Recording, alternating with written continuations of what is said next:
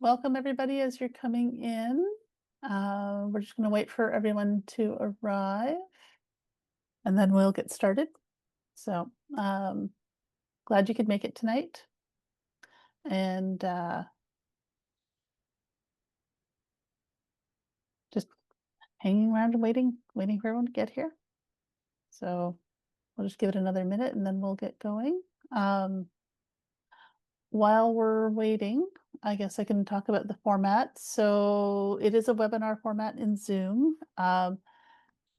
So we would like you to ask questions throughout. There is a questions panel on your bar. If you just click on that, you can ask questions, and then at the appropriate times throughout the presentation, we can answer them, and there will be a Q&A at the end. If you don't have the question and answer thing, you can also use the chat. I will be monitoring both, but the question panel is probably the best place to do that. Yeah,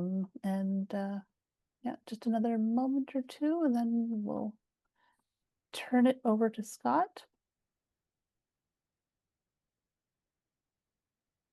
About 24.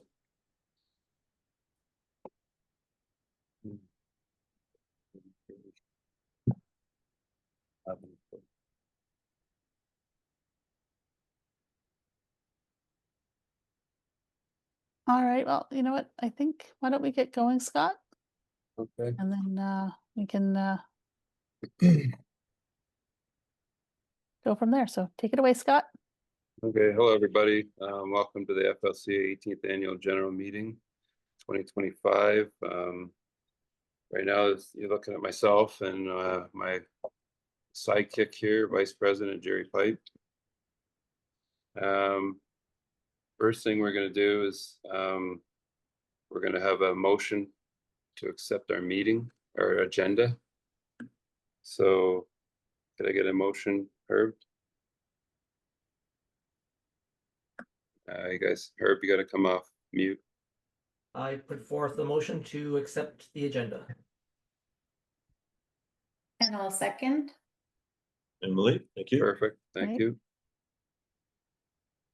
Okay, so we're done that. The motion to accept the minutes for the 2024 annual general meeting. I'll put a motion forward to accept the minutes. They were good. Thank you all. I second. Perfect. Well, this is moving along. Yeah. Okay, I guess this is where we show appreciation for all the people who have done work for the board and all our volunteers over the year. Some of them have been continuing for years and years and years. We have, again, our Vice President, Jerry Pipe, Ross Graham, our treasurer, Margaret Brome, who's our excellent director, and she also takes care of all the membership and monitors the water levels. Jen Parker is our technical wizard. Emily Thorne has taken on all our environmental concerns and issues. And Herb is Herb Huck. He's on our board, but he's also on the FLCA board and a representative there. So we get all our updates on FLCA and what they're doing through Herb, and he updates us. So these people have done not only their titles, but they're there for all the events, the fishing derby, the boat parade, all the fire smart, all the stuff we did through the year. They're there. We meet once a month, roughly, for about an hour and a half, discuss what's going on, any problems come up in the lake. So there's a lot going on that you don't see that these people really need to be appreciated for, because without them, everything that we do on the lake doesn't happen. And our fearless leader. Yeah. Scotty does too, more than any of us. And saying that, we also have our EWM team who, even though we think we have things under control, there's still a lot of paperwork going around, a lot of emails, a lot of inspections on the lake. We have Greg Goss, Brian Kelso, Don Ferguson, Andrew Pratika. I never get that right. That's good. And we also have Kelly Biaggi, who's our scientist, and Elizabeth DeChera, who does all our updates, and she's our voice when we're talking to other associations regarding the OTF. With this group, you'd be surprised at the feedback we've had. Brian and Kelly and I have talked, and Elizabeth, when the OTF question comes up, it's probably talked to 60 associations and private lake owners from BC to Nova Scotia. So there's a lot of information being shared, a lot of questions. We tell them our story, we direct them to our website, and hopefully they can continue going forward where they are, and in a positive manner. Because every boat that goes in their lake could end up in our lake, and we don't want it brought back. So again, thank you to the EWM team for all your work, consistently on the lake, even when it's cold out in the early spring and the fall. They're still out there, they're diving, they're swimming, they're looking. It never stops. So we appreciate that. Unbelievable job, unprecedented in the country. Congratulations to all of them. Our sincere thanks go to our citizen scientists, Margaret Brome, who does all our lake level monitoring. We thank you for that. And then we also have Kelly Biaggi, as I mentioned. She does she's an EWM team, but she's also does our water sampling for the Lake Partner Program. Last year, we got a new tool that measures the O2 levels in the lake. So she's also doing that. And that's all reported back. And so far, from everything I've seen, everything's been great. So thank you, Kelly, and thank you, Margaret. Appreciate it. One slide that isn't here that should be mentioned. Nobody finds anything out. Nobody sees anything. Nobody hears anything on any web page or any alerts, emails, Facebook pages without Elizabeth DeChara and Jeanette Parker. Without these two, we wouldn't be who we are. So they make us all look good, including tonight. And we appreciate that as well. The one last thing we'd like to thank is the Ontario Trillium Fund. We did meet up at the end of last year. We did have a sign bought and paid for by the Trillium Fund that thanks all the volunteers over the years, last 12, 14, 15 years for EWM and other events around the lake. We can't say enough with our Lake Association and the people around it, how much they do for us. It's nonstop, and it never, like I say, it just amazes me. When I moved here 5 years ago, I heard a little bit about this, that, and the other thing, but the longer I've been around, the more I see how much these people care about this lake. So they take time off work, time away from their families. So thank you, everybody, for all you've done for this year, and we'll keep fighting in the next year as well. So, I guess that's as far as my thank yous go. Now the report part starts. It's been a really busy year. We started out last year really with, like, we started this year last year when Tim Tully was on our AGM last year. The feedback was phenomenal. So one of our lake members, Brent Graham, decided that I think we should be a little more in the partnership with Awenda. So him and Tim and Elizabeth as well, and myself sort of in the background. They spent most of the winter laying out different plans, different events for the lake to be involved in. There's a lot of time, a lot of effort put into this. We appreciate all that. I did go on the Trillium Walk. It was a pretty good, well attended. Tim walked us through, and there was a lot of information shared, a lot that I didn't know about our forest and how old the trees were, and it was very informative. Then we did the iNaturalist event. Unfortunately, the rain was coming sideways, and it wasn't a good day at all. But Katie stuck through with it, and under a roof shelter that sort of sat in the middle in the freezing cold, and went through the iNaturalist. But she's here to share this with us in a little bit for the people who missed it. And then we had another event with a bit of a fundraiser. Unfortunately, it didn't quite go as quick as much as we want. So what we're going to do, Brent and Tim and myself, we're going to take what we learned this year and maybe try and figure out how we make it a better event for both our residents and our cottagers and the lake next year going forward. So again, we appreciate all your time, Brent, that you put into this, and hopefully it'll be a little bit better next year. Continuing on, Fire Smart event. I was made aware, I had seen it, but I really didn't focus on it. But FLCA had an article that they had offered a $500 grant to anybody who would put on a Fire Smart event. And Herb Huck had sort of, nudged me to say, hey, we should look at this. So I made up a report, or whatever you want to call it, and sent it in to Fire Smart, and it was accepted. They sent us a whole box of goodies that we gave away, vests and gloves and a lot of paperwork, and the $500 which we used for handouts, some coffee, some Timbits for people who attended, and water. The Tiny Township Fire Department was very gracious in sending 2 trucks. I think we had 7 or 8 firefighters, including our own Dino Pagrazzi, who we'll hear from later as well. It was a really fun event. Lots of kids. You could see Sparky the fire dog was there. Our mayor showed up.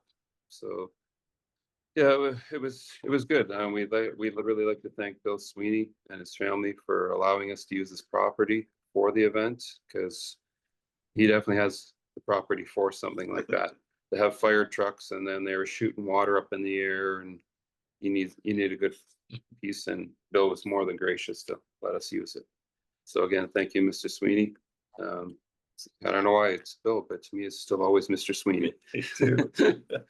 So again, thank you, Bill, for that. And we will be looking at maybe having another event next year, maybe moving it closer to the middle of the summer, and possibly throwing a barbecue in with that one as well for the members, not just the kids for the Derby.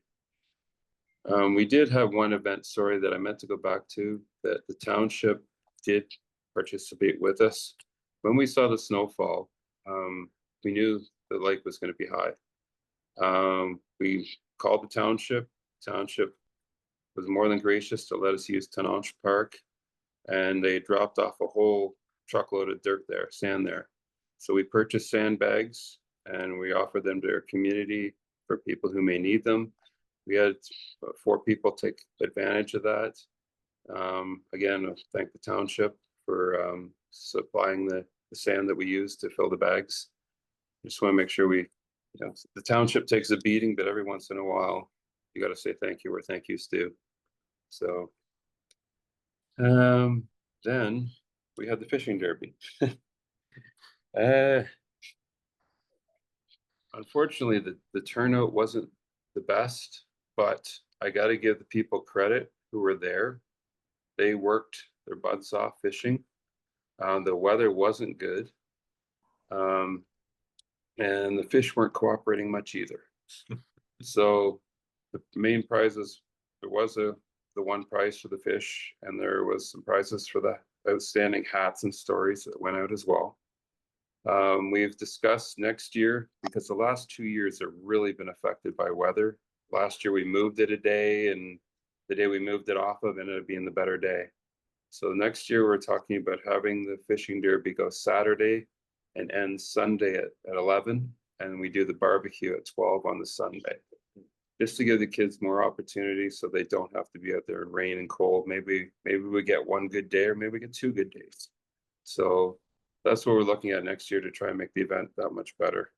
So we're hoping that will be the key to moving this forward and keeping it going. And I can't say enough about all our sponsors. 5 years, every year they come in with anywhere between $1,200 and $1,400 worth of sponsorship every single year. So I don't know where you find sponsors like that who never ask questions, never ask for anything back. So yeah, we have plaques actually for some of our sponsors. We've sent them letters and stuff over 5 years, but this is what we're giving each of our sponsors this year. I don't know if you can see them all, but each of our sponsors will get one of these, our 7 sponsors, so, and they deserve it, so. Sorry, I'm checking my notes, but I get wandering sometimes. Yeah. Yeah, and the barbecue as well. Delva and Michelle Lacroix has sponsored our barbecue the last few years. Again, everybody likes free food, so we couldn't do it without our great sponsors. So then, after all the hats and everything, we also had the photo contest that ran in the background at the same time. The winner this year was Madeline Gallagher, as you can see in the picture, Sunsets by Madeline Gallagher. Carrie Gallagher accepted the prize on her behalf from Paul Breslin, and Heather Kurtzer also awarded the runner-up, Sabrina Chorus. Again, great pictures from around our lake. It just shows the beauty that is around this lake that people just don't know is here because we're kind of secluded. And it's kind of nice that way. Maybe that's why we have lots of walleye. But again, thank you, Heather and Paul, for running this again. We really appreciate it. And Cottage Life did kick in this year with a full year sponsorship or full year membership for the winner. So, thank you again, and hopefully we'll run this again next year. And it's going to be hard to beat this year's pictures and even last year's pictures. So maybe if we get enough pictures over the years, we can make a calendar, and which would just reflect all the winners and runners up, and take some of the 3rd and 4th place pictures as well. But just to show the beauty that we have here. Again, thank you. And next big event we have is the boat parade, which was just recently. I think that went pretty well. The boats were outstanding. The winners being Wizard of Oz, the Airplane, and Shiver Me Timbers. Got to give Bruce credit for paddling all the way around the lake, even in the wind. He kept up, and he did a great job. I don't know if I could do it, but and I got to give credit to the poker. We had a straight going there, and we had 3 aces come in, and they changed 2 cards, and he pulled another ace or 4 aces and won out the last card. So that was kind of exciting. The poker run was something new we tried this year, and we believe it worked out. We think we're happy with it. Feedback so far has been pretty good, so hopefully we continue that. And the prizes went out where there were gift cards, some left over from the fishing derby, and Cottage Life merch, which is sweaters and t-shirts that Cottage Life had given us as well. Not only that, in the springtime, Cottage Life also gave us a whole bunch of tickets for the spring cottage show, which some of our members took advantage of. So hopefully we keep that partnership going, and we can get some more free merch out of them. I don't know if anybody had a chance to read. I think it was the June-July Cottage Life that had the article in it about Farlane Lake. It was really exciting. It was all about the EWM battle. It highlighted our EWM lead, Brian Kelso and Elizabeth. And yeah, sorry, that was, we had a really good time, you know, and despite Jerry's coconut costume. You had to get that in there. Yes, I did. And thank you, Jeanette, for driving Farley around and leading the parade. I appreciate it.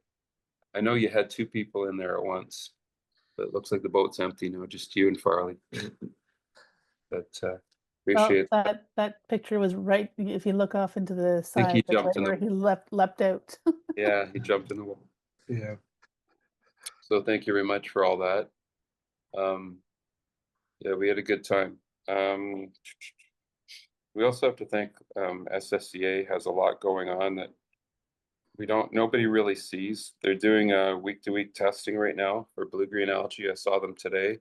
They're in the north end, they're off my dock, and Greg Goss offered his dock up, so they're using his dock as well. From when we talked to them today, they seem to think that the water looked better than it did last testing.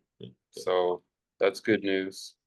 Did the Phragmites review with Patrick. They went around the whole lake in the canoe.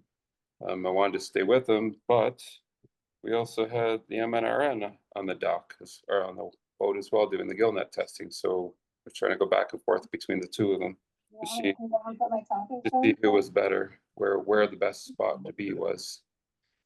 And also from SSCA, which Emily was talked about shortly, the Dr. Doc survey is coming up. And SSCA is also doing the water level monitoring. So they're involved in a lot of stuff that people don't see.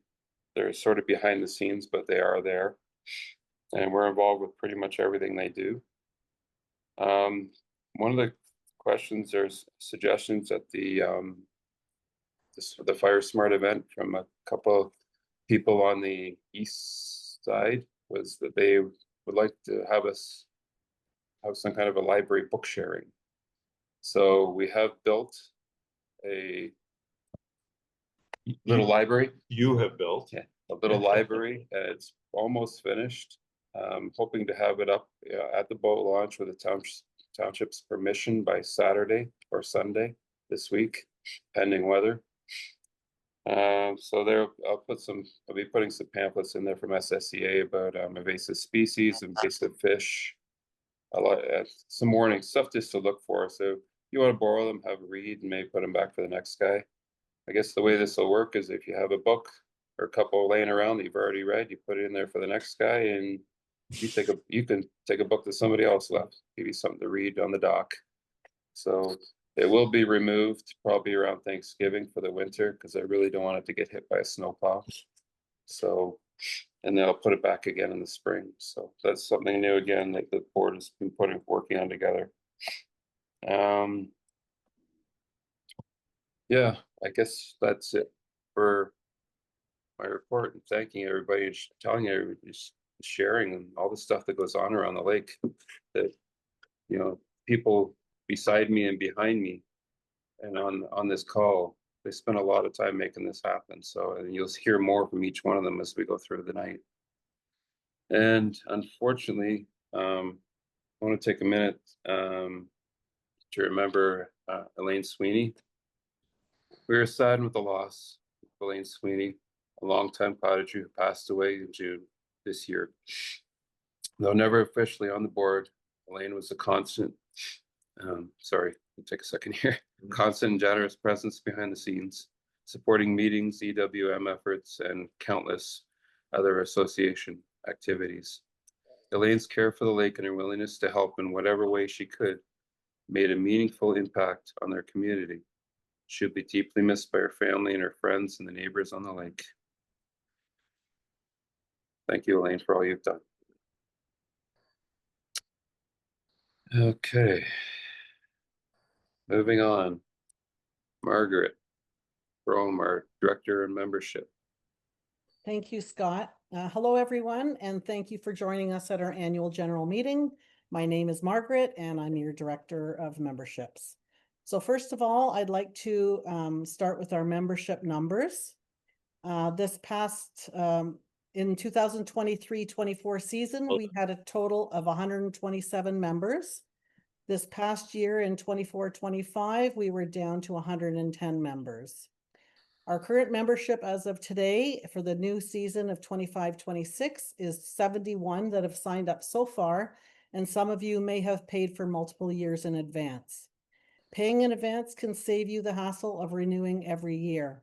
We are striving to increase these membership numbers. We still have more to process, and in the next few days, if you haven't signed up yet, please do so, and we'll mail out your membership and discount cards as soon as possible in order to utilize them. We can't stress how important it is to become a member and the great value in it. Here are some of the reasons that you should know. Farlane Lake is our own little paradise. What are the benefits of becoming a member here? First of all, we communicate with you via newsletter updates, e-alerts such as wildlife sightings, weather issues with possible damage, i.e. the ice storm this past spring, any lost and founds, neighborhood help and resources, basically any issues happening around the lake that you need to be aware of. We are also the eyes and ears while you are not here.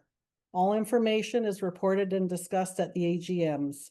We're working to protect our lake and surroundings by addressing any issues when they arise and also giving you a voice.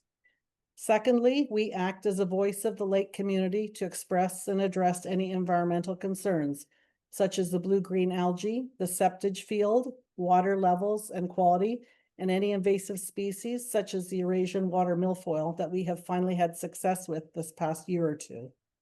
Our diligence to monitor the lake will always be ongoing for any issues that may arise around the lake, with you being in the know. Social events. We have partnered with the Wenda Park this year, creating 3 to 4 informative guided walks, all held in June. One example was the Mother's Day Trillium Walk. We held a Fire Smart event in mid-June as well, with local firefighters giving talks and demos with prizes won. We have also secured 2 daily passes throughout the summer and 1 pass in the winter that members can book through contacting the FLCA and pick up at one of 2 locations at the north end of the lake. One being Brent and Barb's Graham's location at 224 Far Lane Lake Road East, or Scott and Kelly Dale's at 151 Far Lane Lake West. This will save you your parking fee for the day. We have continued the tradition of the kids' fishing derby with barbecue and prizes for all, including the parents. We've added boat cruises in the last 3 years out of Penetang with 25% discounts for members and their families to book anytime you would like to go. They are the afternoon sightseeing cruises and the fall colors cruise. We've again added the jet boat tour out of Midland with a 25% discount. Again, you book at your convenience. Give them the code when booking these tours. If you want to take this down now, it is F as in Frank, H as in Harold, 7, N as in Nancy, 7, P as in Paul, X as in X-ray, H as in Harold. We brought back our boat parade for the 2nd year in a row this year, in which we had 13 plus boats signed up and led by our mascot Farley. We added a poker run so everyone had a chance to win the $100 gift certificate, all by luck of the draw. It was a great success. The creative work by all our boaters continued to outdo themselves every year. It was so much fun, and a lot of fun is also decorating your boat. We are also looking to have different activities that people would be interested in and make it family oriented. So if there are any suggestions, just let us know. Jeanette has created an FLC Facebook page this past year for members to join and connect. Any lost articles or things for sale, you can find on this site. It's also a great way to connect with fellow cottagers and with things going on around the lake. We are your liaison and close contact with FLCA, which is the Federation of Tiny Township Shoreline Association, FOCA, which is the Federation of Cottagers Association, and SSEA, the Severn Sound Environmental Association. You automatically become a member of both FLCA and FOCA when you become a member of the Far Lane Lake Community Association. Discounts through FLCA. When you join, you get discounts from certain local retail stores in Midland, Elmvale, and Wasaga Beach. As of this year, there's 11 in total. The main one being Rona. Others in Midland include Midland Furniture, Trips Paint Shop, Templeton Windows and Doors, AIM Chimney Sweep, and more in surrounding areas. You can access FLCA through our website to see a full list of retailers, or go into tinycottager.org and look for community retailers discount. Discounts through FOCA. As a member, FOCA provides an insurance program for home and auto for cottagers and associations. They also have Rogers Internet and TV. Your location will depend if you can receive it or not. As a member of the FLCA, go to our webpage, create your username and password to get into the FOCA account and access to the discounts. Being a member is important. We have well over 300 cottagers around the lake, including those on the back road, both seasonal and permanent, and we need to take care of it as this is our communal backyard swimming and recreation area. Becoming a member is still the low price of $50 per season, which runs August 1st to the end of July the following year. With that, you will be informed as what is happening around the lake. any perks or educational series happening with discounts available. You're given 2 cards, one being your membership card with the FLCA, the other is your discount card from FLCA. If you have paid your membership multiple years in advance, we will be sending you a yearly discount card as they are only good for 1 season. Most of the discount cards of prepaid memberships will be mailed out this month. Talk to your neighbors, and if you or they are in for a large purchase, renovation, building a dock, etc., make sure you use your discount card at Rona. 5 to 10%. Keep it in your wallet. Your $50 membership contribution and more could be covered in that one purchase alone. You present your card at the service desk with your merchandise first, and they will provide you with a discounted invoice in which you will take to the cashier to pay. How to sign up or pay for your membership. Signing up, go to farlanelake.ca and click on memberships to join. There are different ways that you can pay. First of all, you can download your membership form at farlanelake.ca and mail with check for $50 addressed to FLCA. Our mailing address is 31 Farlane Lake Road West in Tiny. Larry 9 Mary 0 Bob 9 is the postal code. You can also e-transfer. You would add FLCA as a payee. Use the email address of inquiries@farlanelake.ca. We have provided a security question and answer for you, so you don't have to make one up. The security question is, what invasive weed is in our lake? The answer is EWM. If that doesn't work, put it in twice. EWM, EWM, all in caps and no spaces. The third way is to approach a member of the association. If you're not comfortable on the computer, you can give us a call. We can set up a time to meet, and we can get a check or cash from you, and we will get you set up as a new member. We can make it very easy for you. Our strength continues to be in our numbers. Let's make 2025-26 our highest membership yet. The most valuable part of being a member of the association that goes above and beyond all of the extra perks that you'll receive is the communication you receive from us. We are your eyes and ears when you are not here. That alone can give you peace of mind. We are all responsible for our memberships. Talk it up with your cottage neighbors and friends, lakeside and on the back road. Any questions that you may have, if you can't find it on our website, please contact us by sending us an email to inquiries@farlanelake.ca. Thanks for your support. And with that, I'm going to pass it on to Emily Thorne, who's going to be speaking about the environmental update on a dock-to-dock survey and frag bites.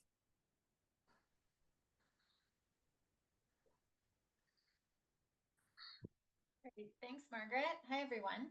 I'm here just to provide you a quick environmental update. We're going to focus on Phragmites for this. So Phragmites australis is the invasive reed species that was observed on our shoreline for the first time officially last year.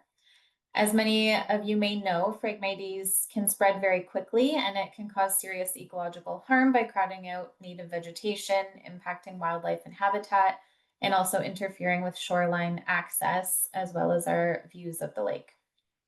Last year, there was a very small patch of this reed that was just a few individual plants, and it was identified and documented. Those few individual plants have been carefully removed, and the area is being monitored to ensure that it does not spread. We also informed, after finding this occurrence, we informed the Severn Sound Environmental Association, who responded quite generously. And last month, they were able to come out and conduct a paddle survey around the lake to help identify any additional occurrences. During that visit, they found only one additional instance of Phragmites that was located on the Sweeney property, as shown in the photo here. Although the plant was found, this is generally encouraging news because it suggests that the infestation is minimal and currently it is manageable at this time. The FLCA hopes to continue to monitor, and we will work with local experts and organizations to address this issue on a broader scale. if we discover more confirmed locations around the lake. And so this is where we're asking for your help. Keep an eye out, and if you spot any suspicious Phragmites looking plants along your shoreline, please let us know or remove it yourself. There are special techniques that are required for removing this plant, and I won't be speaking to that today. But there are a ton of guides online. You can do research. In our holiday issues of our association magazine, we did put out an article that discusses in depth how to identify this plant, what the impacts of it are, and also the proper removal techniques. So you can always look that up as well. Early detection is key. So together, we just hope we can prevent it from spreading around our lake. So thanks in advance for your attention to that. Next slide. Okay, and now I just want to put in a quick little plug for this new program, Dock-to-Dock Visits, that is being put on by Severn Sound Environmental Association, as Scott mentioned earlier in the meeting. This year, the SSCA is conducting these visits around the entire Severn Sound watershed in order to promote lake stewardship. So as we know, lake stewardship can take on many forms, including environmentally friendly cleaning products, planting native shrubs, reducing shoreline erosion, and maintaining a natural habitat. Through this initiative, the SSCA wants to speak with property owners around the lake. So if you are interested, you can reach out to them. The contact information is on the next slide here. This is how you can reach out to them. They're going to be visiting our lake, I should mention the most important part. They're coming on Saturday, which is August 9th, and they're going to start at 10 a.m. So either Herb or Scott or one of our directors from the board will be taking them around. But if you're interested in speaking with them, then please reach out. They want to know 2 days in advance, ideally. So email them tomorrow. That's only if you want to set a specific time to meet with them. Otherwise, you can just flag us down if you see us out on the lake, or they've asked that you hang a white towel or a shirt at the end of your dock, and then that will signal to them that you're interested in speaking with them, and they'll stop by. And you can ask any questions you'd like about the lake. I think they're going to have some pamphlets and different information materials that they'll have available to leave with you as well. So that's it for me. Hopefully we'll see some of you out on Saturday. They're going to start around 10 a.m. going around the lake for that. So with that, we're going to move into a couple of special guest presentations, which are always a highlight of this evening. The first will be from Jeremy Holden, who is a fisheries population specialist with the Ministry of Natural Resources and Forestry. Thanks for the introduction, Emily. Give me 1 second while I load a couple slides.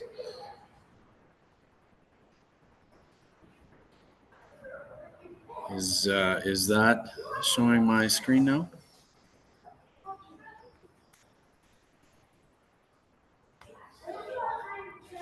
Yes, Jeremy, Yes, it we can is. see your screen. Sorry, when I switch to my screen, I can't see the Zoom window. So feel free to interrupt me if the slide's not progressing or something cuts out. So again, just a quick introduction. I grew up just around the corner from the lake on the south side of Georgian Bay in Thornbury. For the past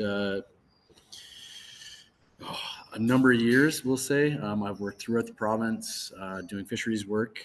For the past 10 years, I've worked on the Great Lakes, mostly on Lake Ontario, conducting fisheries work. And just recently in May, joined our inland team and work with our broad scale monitoring program that I'll show results today for. So quickly, the program that we run, it's a province-wide. You saw the crew out on your lake just last week or 2 weeks ago now, maybe. They're one of dozens of crews that we have deployed throughout the province. conducting a standardized netting program. The lakes there's two types of selection. We randomly select a bunch of lakes, and we have these fixed lakes, which Farlane is one of. And they're also picked by size. And the goal is to really have a standardized program across the province that we can use for three main objectives.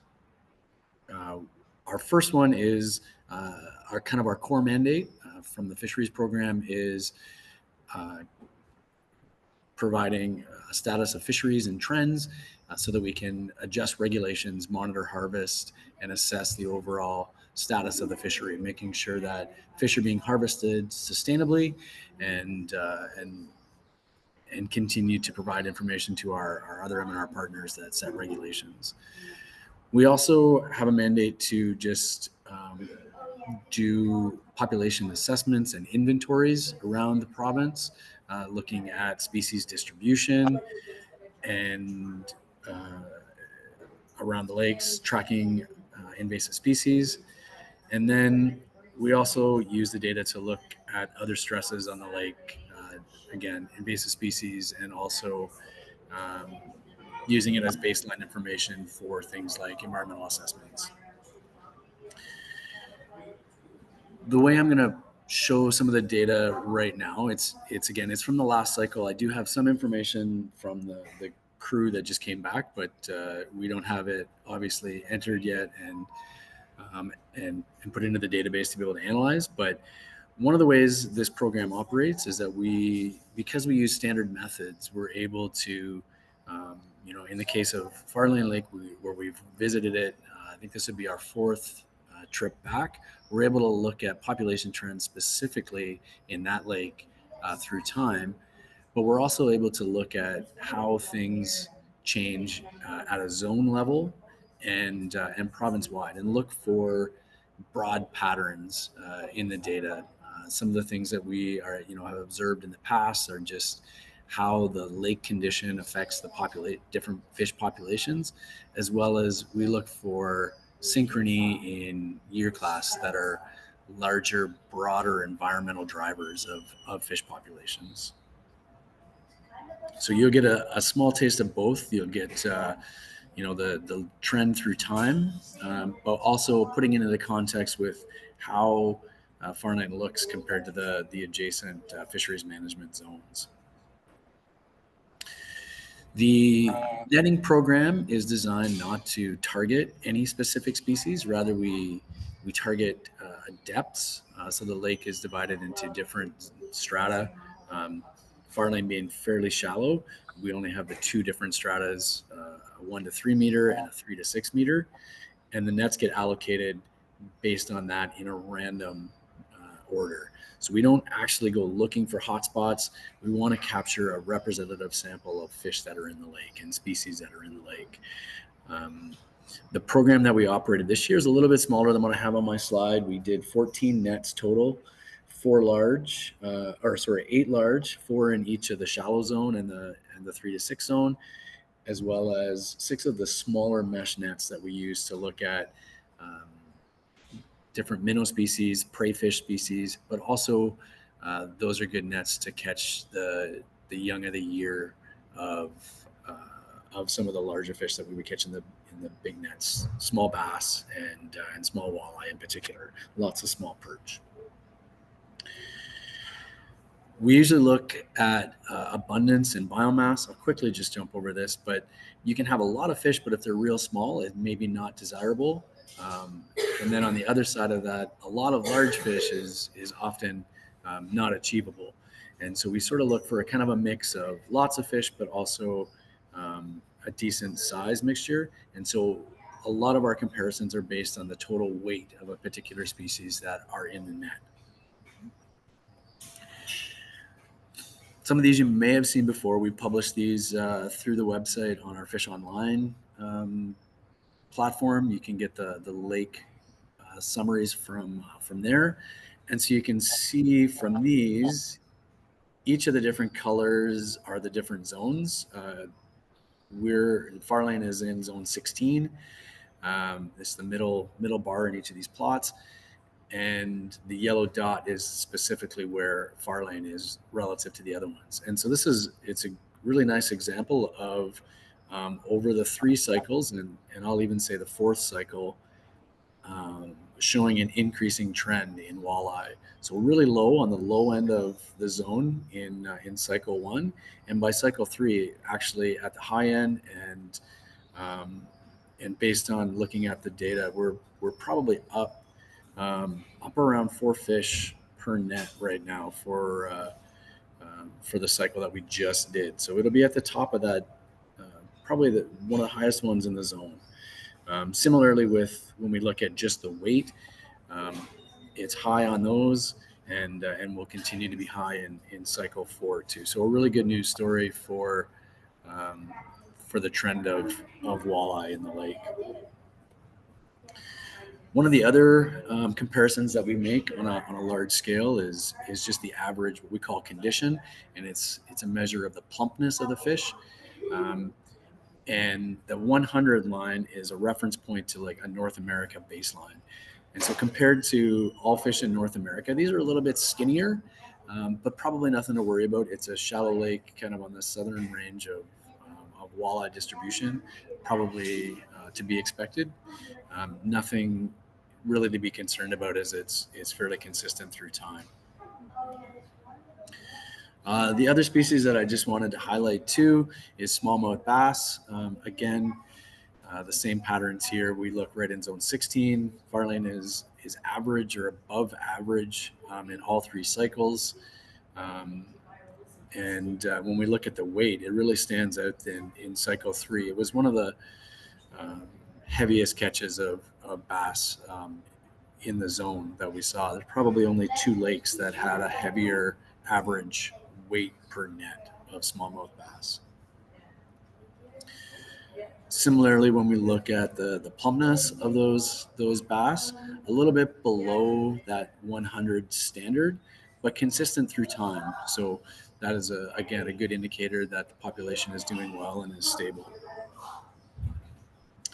I'll quickly wrap up there and leave you with a couple resources and some time for questions.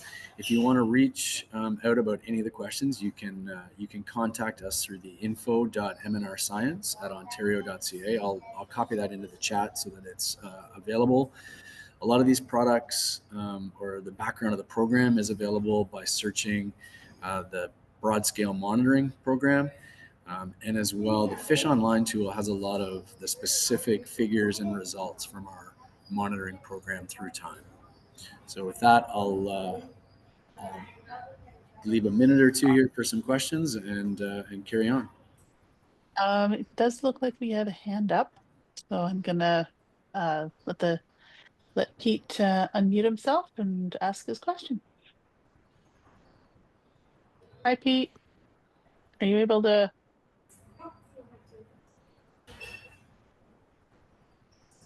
Pete? Are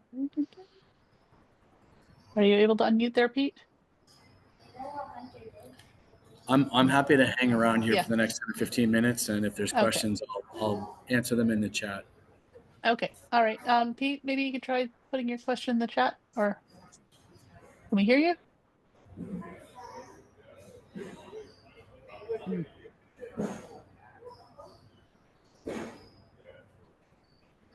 Can't hear anything, Jeanette. Yeah, can't hear anything. So I Thank you think very that much. was our only question. So Thank you very much, Jeremy. We really appreciate the information and the good news, even though people say there's no fish in this lake. Yeah. One quick, I mean, one of the other ways that we do sort of look at the lake too is we sort of, for walleye in particular, we can estimate kind of a carrying capacity based on all the different lake parameters. You may have heard in previous presentations us talk about thermal optical habitat for walleye. And when I was running the numbers today, based on what we just recently caught, the walleye numbers are really approaching that high level, like almost at what we would consider like a full carrying capacity. So given the size of the lake and all of its other properties, the walleye are doing amazing relative to to what it can produce. So a really good news story. Okay, great. Thank you, Jeremy. And thanks for hanging around. Hopefully we'll get the question to you shortly.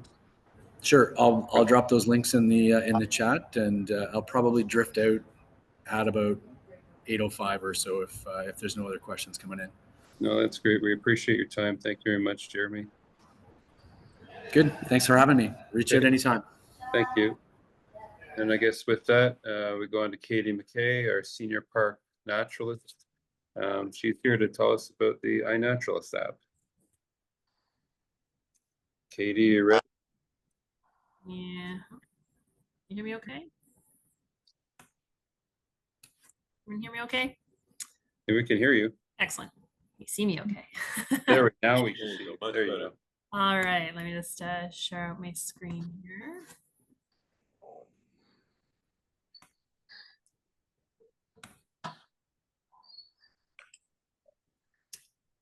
All right. So thank you for having me. It's nice to be able to do a round 2 of this iNaturalist workshop. A little bit more difficult on the virtual platform than in person, but I will give a bit of a walkthrough, and then if anybody has any questions, feel free to ask at the end. Just to start though, to introduce myself, so my name is Katie McKay. I'm the Senior Park Naturalist at Awenda Provincial Park, so just a stone's throw from you. I actually grew up in Tiny, so Awenda, Farlane, Sawlog, all that area is kind of my backyard growing up. So I'm really tied to the area and invested in it.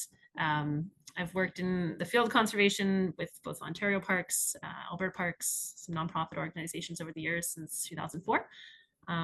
And truly, I'm just passionate about the natural world. And with my current role and through a lot of my work with Alberta Parks as well, interpretation has always been a kind of a keystone for me. So sharing that passion with others and platforms like this, whether it's outreach or programming in the park as well. So hopefully I can share some of that passion with you tonight. So getting us going with iNaturalist. I'm kind of curious if anybody has used iNaturalist. Some of you may be new to iNaturalist, never heard of it before, or you're already actively using it. But this will give you kind of an overview of the app itself. Basically, to start us off, so when we're looking at iNaturalist, it's really trying to help with one of the largest global challenges that we're facing, which is a global biodiversity crisis. So there's over 1 million species worldwide that are facing the threat of extinction. And some even in our own backyards. I know some of you have been involved with our red-headed woodpecker project, for example, around Farlane Lake.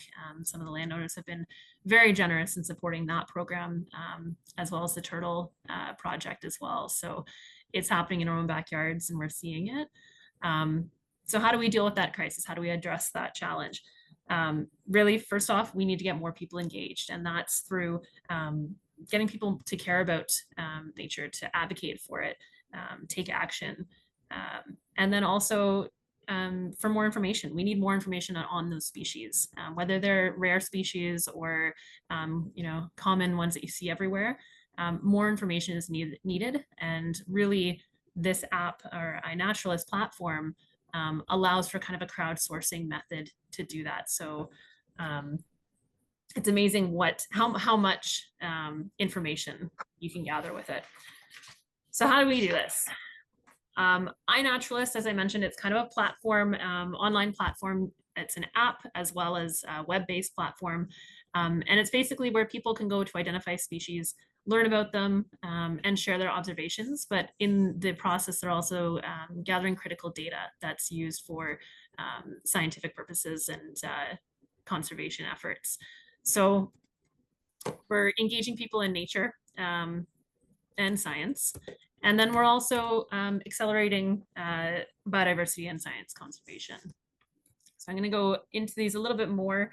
But when you look at the data that's been collected through iNaturalist platform, it's the world's largest data set on biodiversity. So the number of observations that people have logged, but also that have been verified by scientists, researchers, professionals in the field around the world as well. So it's a very valuable data set. but how does it work? So first with engagement. So that means you, and this is where you folks can kind of play a role in starting to use it. So step one, download the app. I will mention there is a new version of the app. So if you go into your app store on your phone, you'll see there is iNaturalist and there's also iNaturalist Classic. So iNaturalist Classic is the original app. It can be used on Androids and iOS devices, whereas iNaturalist on its own is the newer version. Currently, it's only available on iOS platforms, not on Android, because it's still under development. So it's kind of piloted rollout is on the iOS platform. But it comes with some really neat features. So if you have an iOS, I'd encourage you to download that version.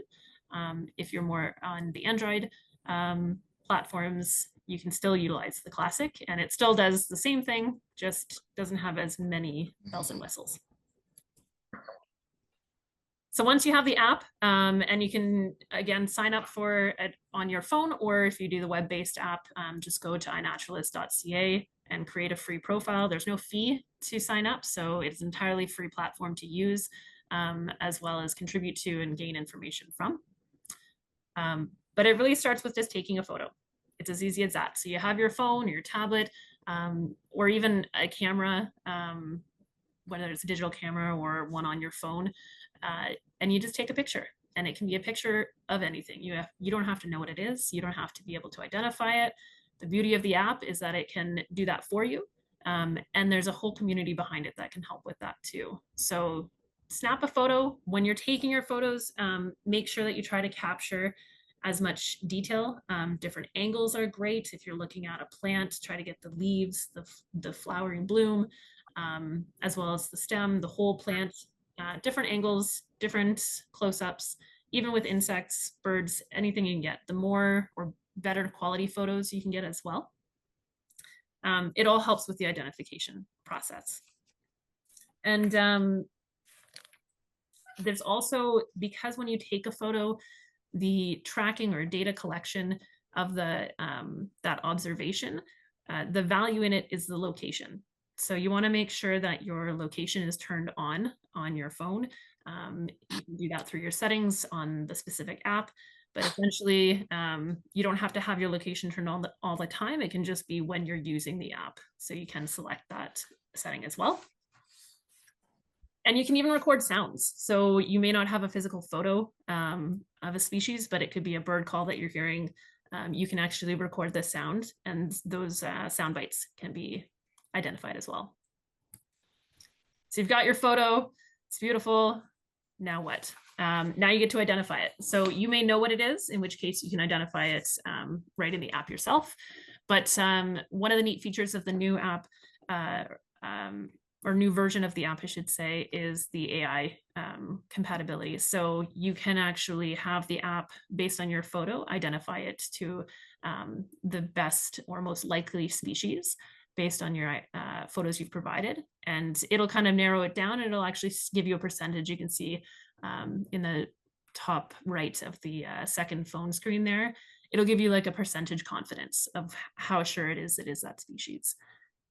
You can select that. You can make sure your location is turned on, and it'll pinpoint where you made that observation. And then it'll also, so I'm just gonna move something over here on my screen. It'll add that photo to the observations that you've made. So it tracks all of your observations. Now, what's neat is if you go out and take a photo, sometimes I'm sure we all have phones filled with photos of things that we're like, oh, that's beautiful, that's beautiful. You can upload them. And again, in this new version of the app, you can upload what's sort of like a batch upload. So you can take all 20 pictures, I think at once is the maximum.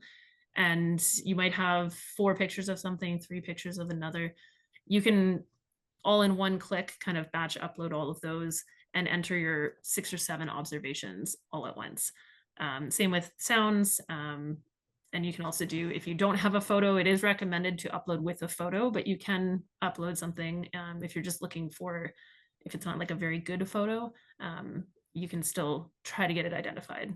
It's amazing what people can verify for you. So once you have that identification, you've contributed to science. Easy as that. So this is where the interesting part happens, is every observation that you make, it goes out onto the iNaturalist platform worldwide. And there are, as I mentioned, specialists in the field, other just citizen scientists that are looking at all of these observations, and they're verifying them for us. So they're looking at that photo that you've taken and the identification that you've given the species, and they're confirming, yep, that is in fact what you're looking at. And so that gives kind of what's called a research grade. So it's a verified observation, which is basically allows that observation to be entered into numerous other projects and data sets that again are contributing to that biodiversity data. So it's very simple to use. Not a lot of, you can very quickly, within, I would say, 5 minutes, get yourself set up and already start contributing observations. So when you think of that iNaturalist community I talked about, there's over 3.8 million people around the world on this platform contributing observations. It's an amazing network, and a lot to learn from other people as well. They can also correct observations you've made. So if you've misidentified something or you're not sure what it is and you've entered it without an identification, these people will come and take a look, and somebody that's very interested in that species or knows what it is, they can identify it for you. And when we look, there's over close to 450,000 people that have identified observations for others. So to get a bit local, this is within the Awenda Provincial Park, we have our own project. But to give you an example of what you would see with your tracking of your own observations, when you go into the app, this is the web browser. So it's a little bit different view or platform than the web app, but you'd see these little individual icons. Each one of those is an individual observation that's been made. So to give you some idea, within Awenda Provincial Parks, our project, we're close to 20,000 observations within that area. And then you can also, within those records, you can look at your observations from a species level. So you can look at all of the different species that you've observed over the course of your time using the app. So it's really neat to kind of, as you start to learn about the species, you can go in and find out more information about them, but it's kind of like this active log of activity that you're keeping. And when we look even further worldwide, there's so many observations of species across the globe. And it's neat, you can learn about species from all over the world. So you can zoom into any of these areas and all of these concentrated observations. You can see individual projects, there's projects around individual species, a wealth of information and data. And even around your lake. So from a context for Farlane Lake, these were just ones I pulled off of the app to kind of see what observations had been found around the lake so far. And it looks like a lot of people are actually using iNaturalist already, which is amazing. So again, each of these little dots is an observation that has been recorded of a species. So you're a very active community, but every observation counts. So keep up the good work. And then I talked a little bit about projects. So this is the Awenda Provincial Park project on iNaturalist. What's neat about the projects, again, is it kind of sets a boundary. So any observations that are made within that boundary that is defined gets entered into this project. So among your own observations, depending on which projects you join onto, your observations get slotted into those projects as well. So from a Awenda perspective, you can look at some of the recent observations that were made in that project area. You can also look at the leaderboard. So who is making or which individuals are making the most observations, who has the most species records. It becomes a bit competitive, I have to say, with our naturalists at the park.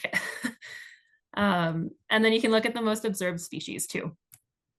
So this would be really interesting around Farlane. I haven't kind of seen or there isn't a project currently with Farling Lake, but I know talked about the potential of you folks wanting to set one up. So it would be kind of neat to see what those that leaderboard looks like as far as this, mostly the species context as well. And again, that's just kind of a zoomed in version of a Wenda. And there's obviously, and what's nice about this is it shows you where the gaps are as well. So not only where the observations are occurring, but where we need to do some more work and explore some areas of the park that haven't been documented as well. So how using iNaturalist makes an impact. So moving into the impact side of accelerating biodiversity science and conservation. So truly utilizing iNaturalist, it deepens people's understanding of the natural world. It connects them with nature. So getting outside, getting into nature, looking at the species around you, you're noticing things, you're slowing down, you're taking time to observe. We all have heard, getting outside is good for our health. You might as well learn and observe while you're doing it too, right? And then learning more about the species. What's amazing about the app is, again, you have to have no experience, no prior knowledge of any species to use it, but you gain so much because as you observe different species and explore the app, you can start to research or learn more about individual species. So there's a whole wealth of knowledge and information on the app that you can explore. And then it also builds a community. So from the Farling Lake Community Association perspective, you are a community and you have, as we've heard, a lot of different community events and gatherings. This iNaturalist can be used for those community building events. So things like BioBlitzes, where you can have a single day where everybody takes their iNat out and they go and photograph as many things, plants, animals, anything you see, and document in one day and see how many records and observations you can get. We did one recently with the park as well for butterflies. We did our North American butterfly count and utilized it for that too. So really great platform. It also supports biodiversity science. So when we think about how many species are undefined or undescribed, these are a little bit obviously not local species, but when we look at the one on the bottom left there, so this was a mantis that was in Australia that was discovered. And the only reason it was documented, or the first documentation of it, was on the iNaturalist. Someone snapped a photo of it and they discovered that this species has never been documented before. And rightfully so, it was named iNat, short for Anemia Nat, because it was the first documentation was occurred on iNaturalist. So you can make some huge discoveries with this app and also rediscover lost species. So species that haven't been seen or were thought to be extirpated or extinct are being rediscovered. And it's just because we aren't seeing them doesn't mean they aren't there. And iNaturalist, as I mentioned, that worldwide community. Now there's eyes everywhere, but we're sharing that information. So the one on the right there is that an example of that goshawk that was discovered in Papua New Guinea. Hasn't been seen since 1969, was rediscovered through an iNaturalist photo. So really neat stuff. And then when we look at the as I mentioned, the large data set, right? That global biodiversity data set, there's approximately 6 million new observations per month adding to this data set. And there's been thousands of scientific papers utilizing that data. And it's very valuable in conservation efforts. So huge contribution. And again, over 260 million observations worldwide. When you think about that, to put it in context, there's that's over 500,000 species. So that's about 25% of all known species worldwide have been documented on iNaturalist. So again, you can think that that huge data set is invaluable information.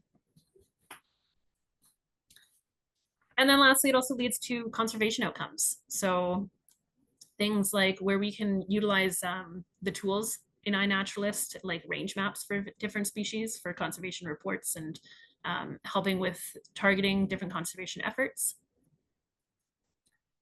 as well as for rare species. It can help drive advocacy for protection. So whether it's designating them as a species at risk based on data that's collected from iNaturalist, it also helps determine where those species are found. So kind of finding those rare species. And it's a good point, things like the red-headed woodpecker. If there's species at risk that you are seeing with iNaturalist, if you document them, you can obscure the location. And you can also join projects like the NHIC, which is a Natural Heritage Information Center project. So all of our species at risk sightings go there. The idea behind that is that we're not telling people where all of these rare species are without some protections. And that, again, protects the species from things like poaching or collection. And then also invasive species. So looking at early detection. So you've experienced this at the lake with Phragmites, like Emily was mentioning, and even the Eurasian water milfoil. Those observations, people taking a photo and saying, hey, this is a Phragmites plant, it shows up. It can help with the location of those species, and then also preventing the spread of them, hopefully with early detection. So again, they just continue, the data set continues to contribute in so many different ways. So as I mentioned, every observation is important. This beautiful one, this is a rosy maple moth, can be a rare one that you've spotted, or it can be something really common, like a large white trillium. It doesn't matter the rarity of the species. Sometimes people think we only want to see the document the things that aren't common, but the common species are just as important, because when we start to see population changes in those species, that's an early indicator for us. So every observation is important and counts. So I will finish off with this quote: the best way to predict the future is to create it. And when I say that, I'm talking about really highlighting the power of the individual actions and collective efforts in creating a positive change. And that's just as iNaturalist, we're all kind of doing our part. It's not a huge effort on our part, but the impact that it's creating is huge. So you can really contribute to an effort to better your local community, but also, as you've seen, kind of worldwide too. So I will, I'll finish off with that. And then if there are any questions, feel free to raise your hand, jump the chats, or you can also, I've put my email at the bottom there. You can email me personally, or rawenda.pp@gmail.com is another great one too. If you have any really interesting species sightings, you can always email us a photo as well, because we're always kind of tracking as any species where, because we're a shared community, you know, our park boundary doesn't keep the animals in or out. So we do see a lot of the same species coming and going from Farlane as we do in Awenda. So yeah. Thank you so much. Thank you, Katie. That was very informative. I love the picture of the tomb. I like that. Great the view.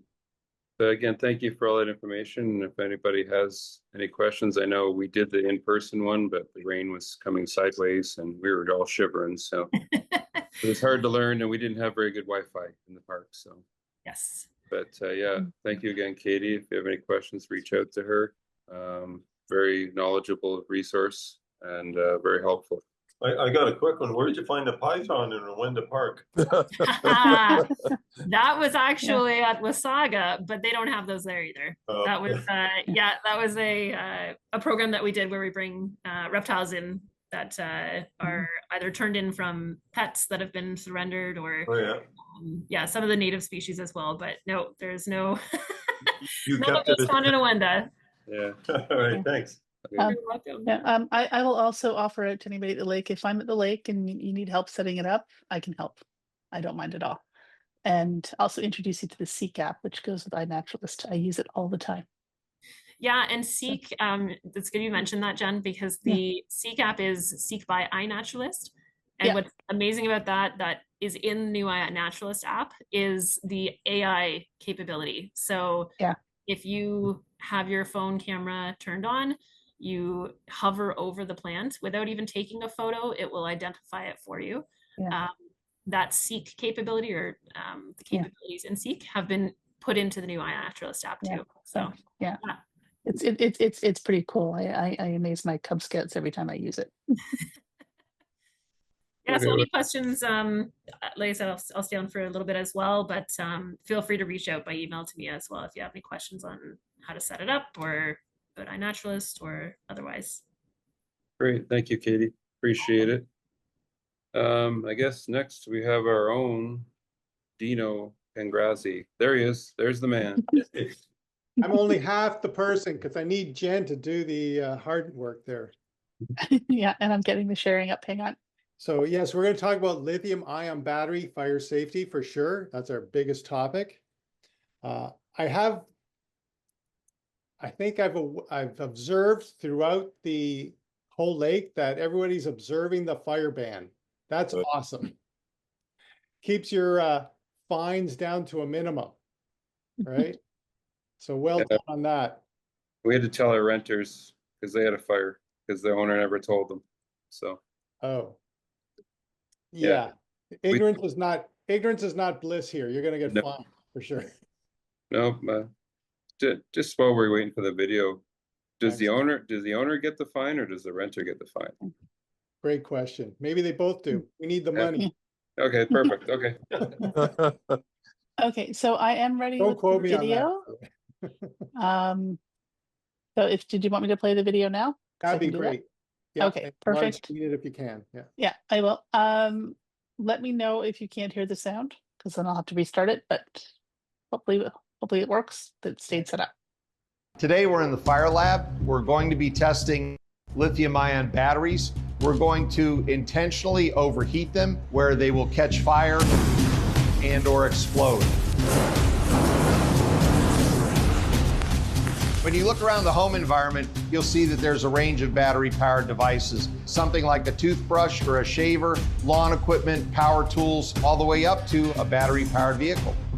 A personal shaver such as this would be powered by a single cell. Keep in mind that the amount of energy stored even in this single cell can cause fire and sparks and potentially even explode if mishandled or overcharged. If you have a larger battery pack that has dozens of cells or hundreds of cells, that can burn for a more extended period of time. We call it thermal runaway. It overpressures the cell and causes flammable gases to vent out of the cell, or it could even cause the cell to explode. To help people understand what to do and how to handle batteries safely, FSRI has developed the Take Charge campaign. The key things for people to take away from this are buy certified products, make sure that they follow the manufacturer's guidance in the charging, use, and recycling of those products. We need people to keep in mind that batteries are in products and devices they use every day, and that appropriate handling and charging of those devices will prevent fires and keep them fire safe.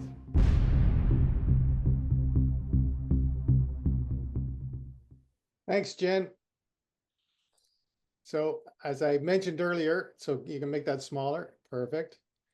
And there's a spot there that says that you can go down one.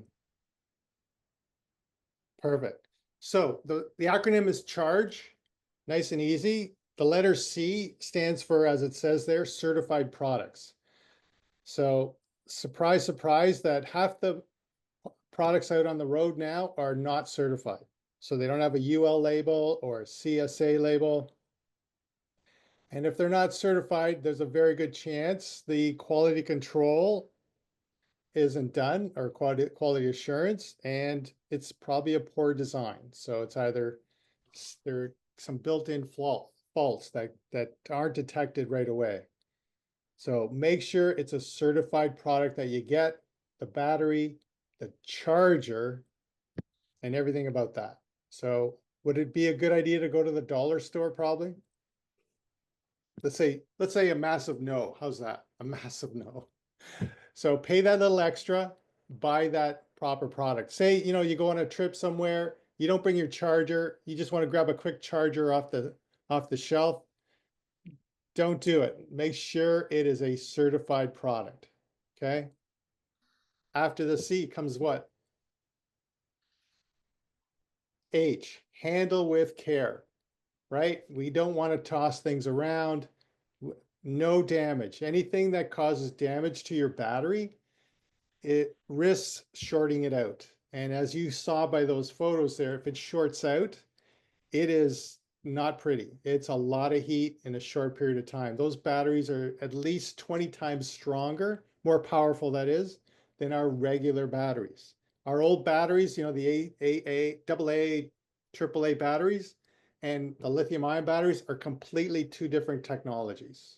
They serve the same purpose, supplying energy, but they are completely separate. So do not confuse the two. So please handle your products with care. Next. Staying alert, A, right?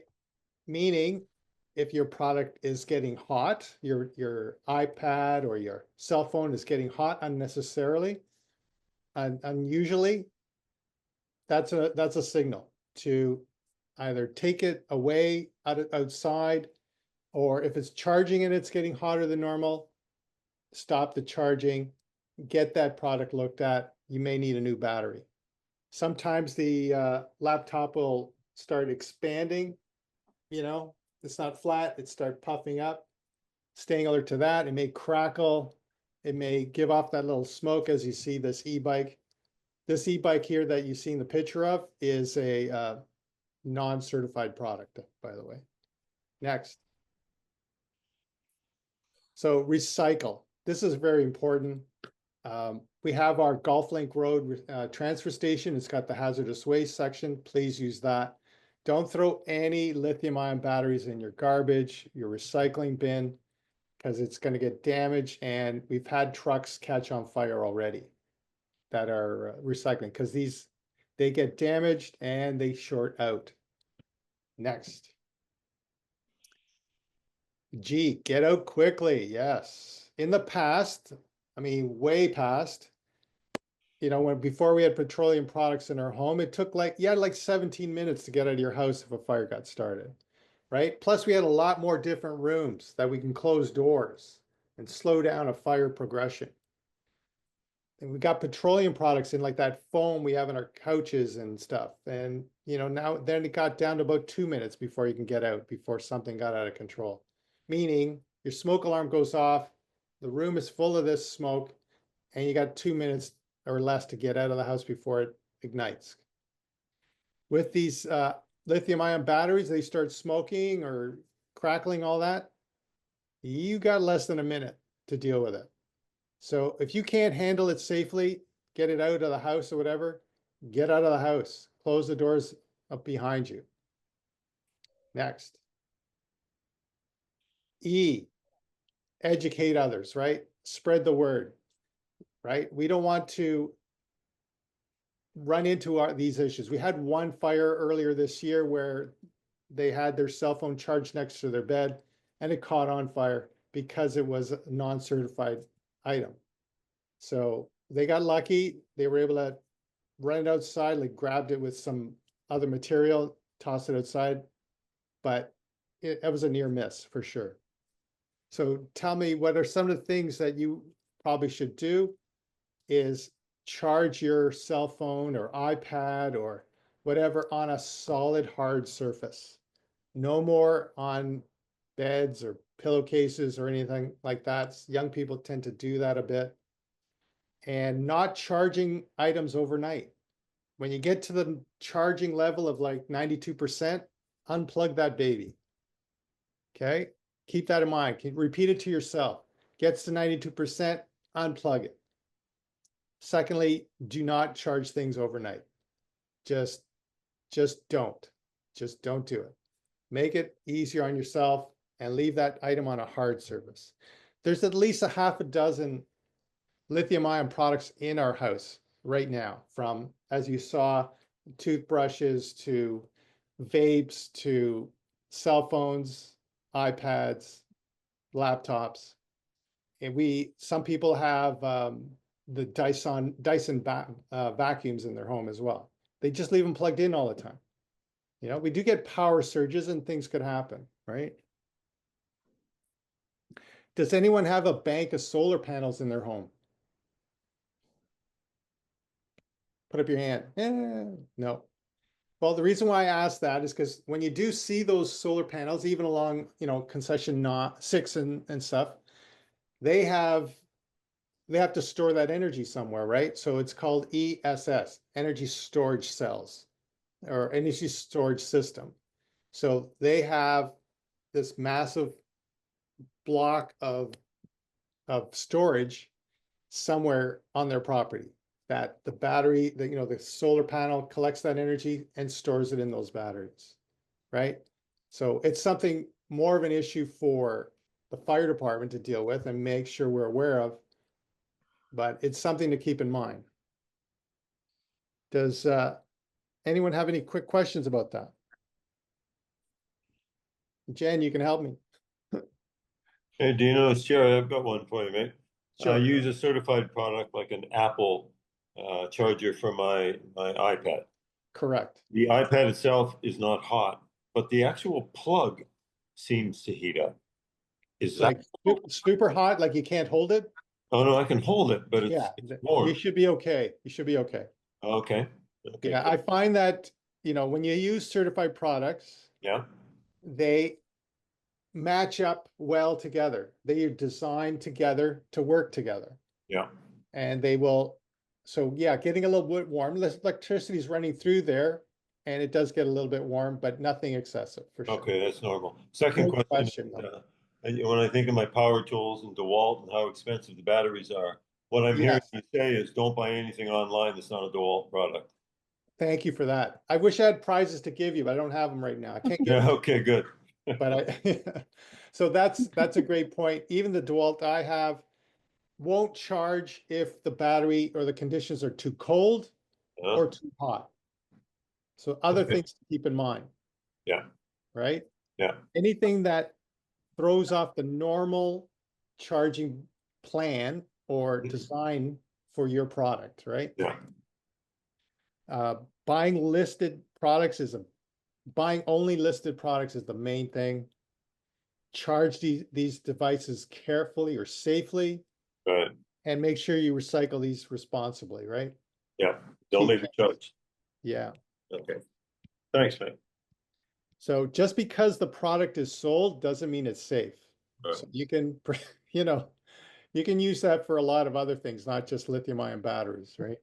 Yeah. Does anyone have any questions about fire blankets? Because it's come up a lot. Do people I spend don't their good money on that? Yeah. Guilty? Yeah. yeah, Yes.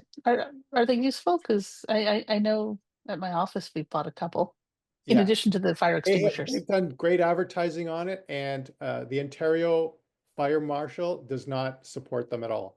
Oh, Zero. So you can imagine, and I've visualized this myself, there's something that goes wrong in your stove. Instead of using our traditional technique of just putting a lid on it, turning off the heat, you throw a blanket on it. What if that blanket pulls it down? Right? Pulls that, whatever it is, down because it's got its own weight, right? It's not like designed like lid. As an example, it has not been tested by anybody to be useful. So don't huge go trim, spending they can money sell on them. it. Use your good techniques that we already have. I don't quote me on this, but I could see a random use as if your exit is blocked by a e-bike going burning, throwing something on top of the e-bike so you can run out, step out. I could see that, but don't use it for what they think it's supposed to be used for. So thank you for being honest about that. We do have Tiny, and many of you know this, a free program called Home Fire Safety Audit. That's where 2 firefighters go to your home, take a cottage as well, and do an inspection, help you with layout of your CO and smoke alarms and other things to be aware of. Takes less than an hour, and it's at no cost to Tiny residents. So you can call the township office and just get yourself into get to the fire department, like, they work like, I don't know, is it 9 to 4:30? I don't have that hour. I'm on call like you guys. But you want to call them and get this free program. 2 firefighters will come, do this free inspection. If you need CO or smoke alarms, we will sell them at cost. And if it's not too high a ceiling like herbs, we will install it for you. Okay? I know I'm running really quickly, but I know we're running late tonight too, right? A little bit. Yeah, and I'm popping a link to that program in the chat. Looked it up while Oh, we were talking. wow. Jen, do you Yeah. deserve a big hug? I'm telling you right now. Big hug. So, did you Okay. notice, Herb, that, when you look at me in person versus on camera, looks like I have gained 10 pounds. Like I feel, more bulky. Is that To be honest, Dino, I don't look at you that closely. Oh, okay. That's something I might be taking a little personal, but that's okay. Okay, thank you, Dino. Appreciate your time. I know I saw this presentation at the FLCA AGM. I thought this is something that the people around the lake could really use and something kind of fresh, because I know we all have tools charging when we go to bed in the garage and electric toys and cars and whatever else. So Yeah. well, appreciate it. The technology was developed way faster than it should have, and fire was not involved, and we're just kind of catching up. Okay, well, thank you again, Dino. I appreciate it. If you have any questions, don't be afraid to send inquiries out, and we'll send you Dino's way. Okay. Well, thank you, Dino, and now we move on to the fun stuff. Ross, you're up. Yeah, hang on. I gotta get everybody put where they're supposed to be. Good evening. Thank you for your continued financial support of FLCA. Just move on to our next chart. What happened to our chart? There we go. Oh, that's fine. I'll talk to the numbers. That's fine. Okay. Starting in 2013, when EWM was identified on the lake, for the next 5 years until 2018, we've tracked and recorded all of the activities in terms of fundraising and expenditures in a bucket called Eurasian Water Milfoil Fund. That, as of the end of 2018, we stopped using that funds, and we've retained the funds for future use, because starting in 2019, we began to use the funding we received from the Ontario Trillium Fund for EWM. The other comment I'd make on the Eurasian Water Milfoil Fund, now that the OTF grant has ended, we are now back into utilizing those funds for expenditures required related to any EWM activity. And we've had a couple of expenditures in 2025, one related to acquiring a boat cover for a boat we acquired through OTF. And secondly, the final Solitude, who we had a contract with to do the Priscilla Core and other investigations of the lake. The final inspection, they came up on July the 28th to do a review of the status of EWM in our lake. So that fund will start to be the funding we will require to use going forward. A second bucket we track is operations, which is where we capture all the membership revenue that all the members provide. Also this year we've had the benefit of a program by Scott on Farling Lake Logoware, where we get some money from the provider of that logoware. And we use that funding to pay for our insurance costs we have, for system costs, for any administrative costs, for any membership costs.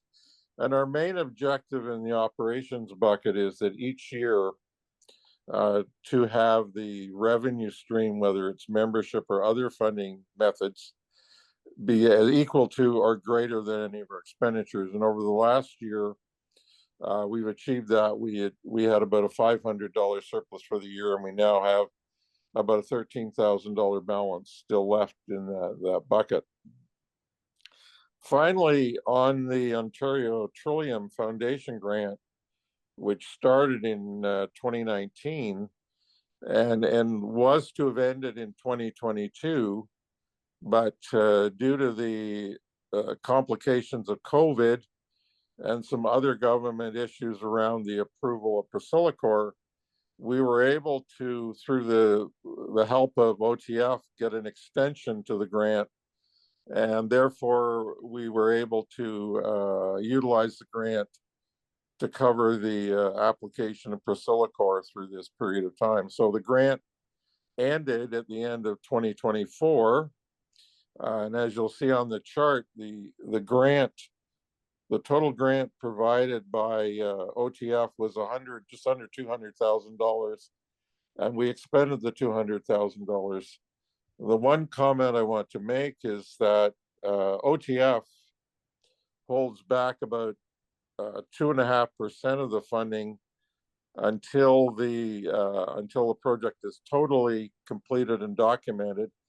And we haven't taken money from the EWM fund, about $5,000, so that we could make all the expenditures required on the Trillium grant. Once the grant is completely closed, and I'll comment on that, we have supplied, OTF requires in their system a very extensive report of all the activities you performed and a very detailed flow on the financial dollars as to where you expended that. We have supplied all that information to OTF, and I would expect to hear from them very shortly. And once we do, they will provide us with that balance of funding, and that money will go back into the Eurasian Water Milfoil Fund. So we were, the funding from Trillium, quite frankly, is a great success story. It allowed for the implementation of Priscillacor. And the other final comment I would make is that on the grant, and there were a lot of people involved at the beginning, Herb and others, and Elizabeth, etc. The one comment we made to OTF, which I think was key to the grant, was that we would provide information to everyone in Ontario on success and the results of our work. And as we found out, we've had many associations contact us, and it's really been a tremendous success story for both Farling Lake and for Ontario. Next slide, please. So I just introduced a motion and ask people to vote on it. And after that vote is taken, we'll move on to Brian Kelso. But my motion is that the finance report be accepted. All right, I'm going to launch the poll, and please everybody vote if you're a member. So you should see the poll.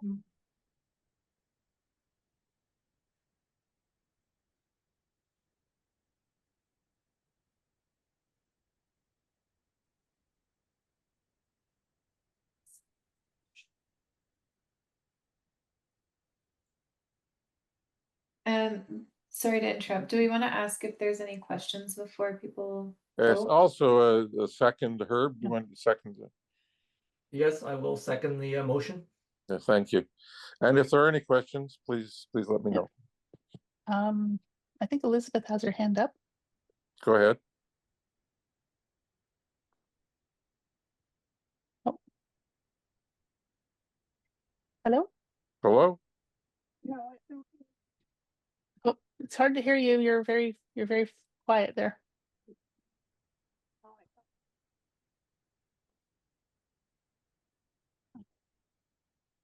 Elizabeth, it sounds like your microphone isn't quite working.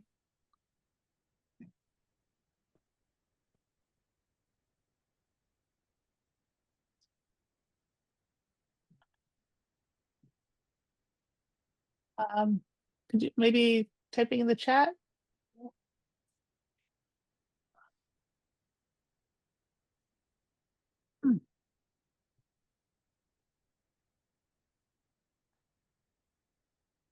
Oh, question is answered. Thanks. Okay. All right. So it looks like we've got 100% yeses. So we'll move on to Brian Kelso. Sorry, All just right. before we go to Brian, thank you, Ross, for all your work. Appreciate it. And the lake appreciates it. Okay, Brian, you're up.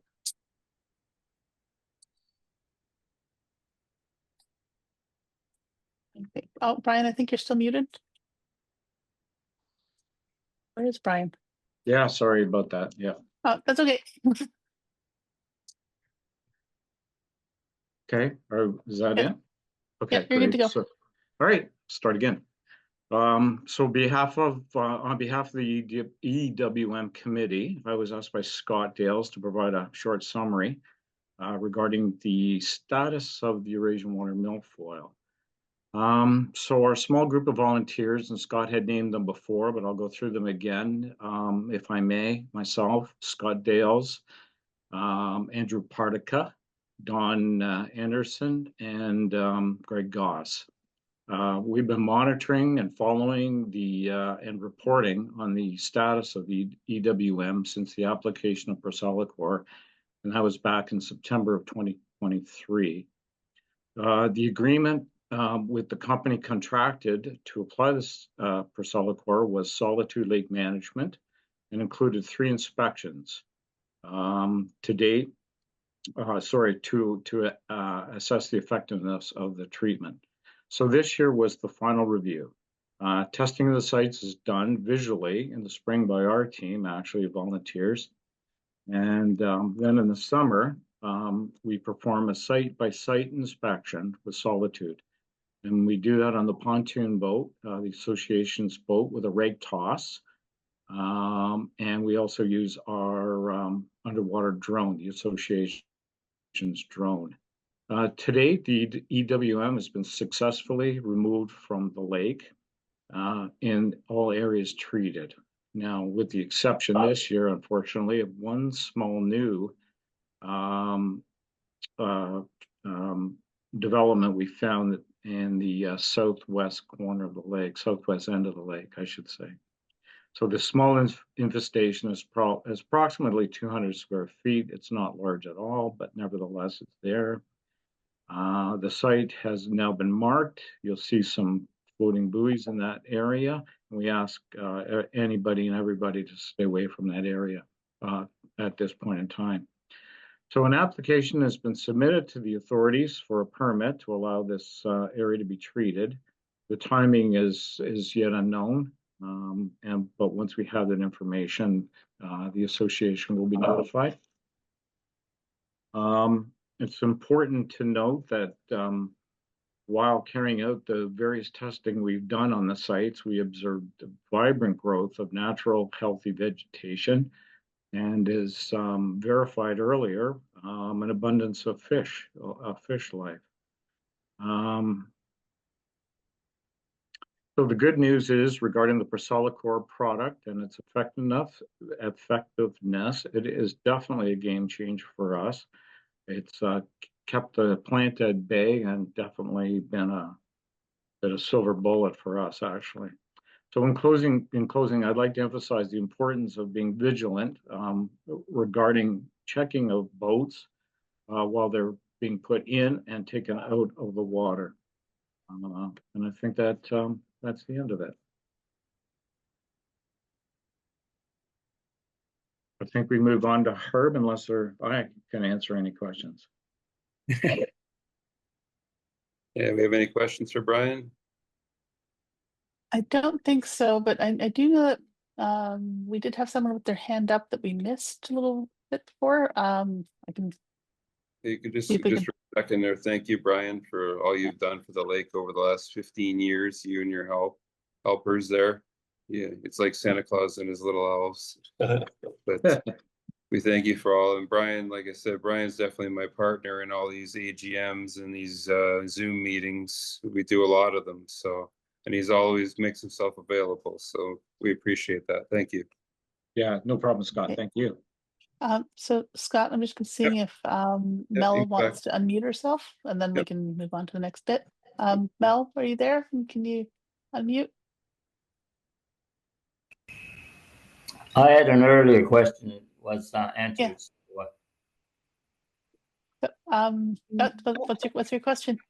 I had an earlier question that was answered. So, Oh, that was answered. Oh, sorry. Okay, thanks. So thanks very much. All right, so we will move on to Herb. Thanks, Jen, and good evening, everyone. This FLCA is a member of FLCA. We thought it'd be worthwhile to tell you a little bit about FLCA, as you may not be familiar with that organization or why we feel it's a value to be a part of that organization. So I thought I'd start with a few facts about FLCA. It's been around for about 36 years now. It was established back in 1989. It's an association of associations. There are no individual members of FLCA.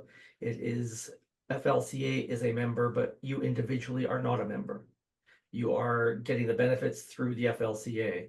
It's registered as a not-for-profit entity. It doesn't have charitable status, so it can't issue charitable tax receipts. And its members are associations that are aligned with the shorelines in Tiny Township. When we had the issue with the Stop the Bill come up, there were other community associations that wanted to join FLCA in dealing with the issue. Copeland Creek is an example, but they weren't a shoreline association, so they weren't able to become a member of FLCA. FLCA currently has 22 member associations representing about 1,800 people in our community. Farlane is the only one that is not on Georgian Bay, so we are unique in that nature. It produces a Tiny Cottager, which many of you have received and read, but you may not be aware that they produce 10,000 copies that are distributed to people in Tiny and businesses affiliated with Tiny. It's the only newspaper dedicated to this community. It also has the FLCA Flash, electronic communication that goes out throughout the year, and social media.